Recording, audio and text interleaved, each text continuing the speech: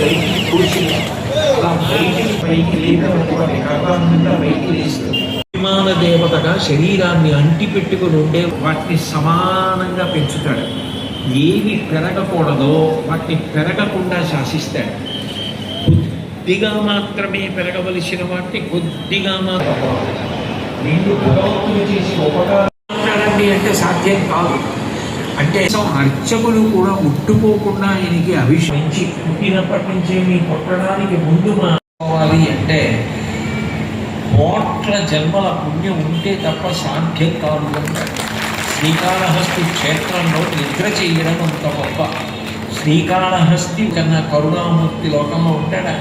కారుణ్యామృతవర్షిణం ఘనవిపద్గ్రీష్మచ్చిదాకర్మటం విద్యాసస్య ఫలోదయాయ సుమన సంసేవ్యమిచ్ఛాకృతి నృత్యం భక్తమయూరమగ్రనిలయం చించజ్జటామండలం శంభో వంచతి నీలకందర సదా త్వం మే మనశ్చాతకః.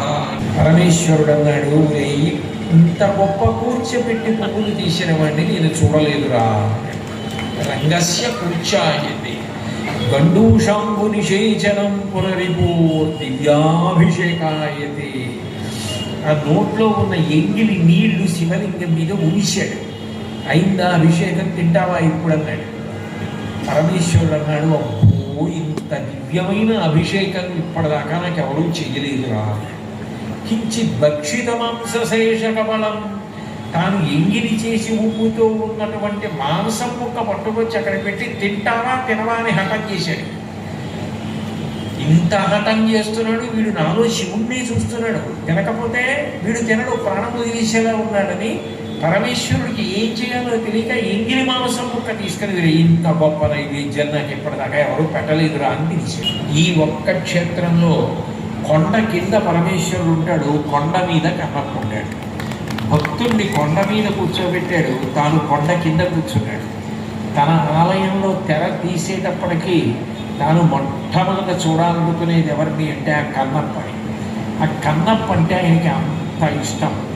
ఆ భక్తి ఆయనకి కావలసినది కేవలము భక్తి. ఆయనకి పటాకోపం. మరి ఇన్ని ఉపకారాలు చేస్తుంది. కాల్చి శరీరంలో ఎక్కడ మాంసం అయితే బాగా పశుభిః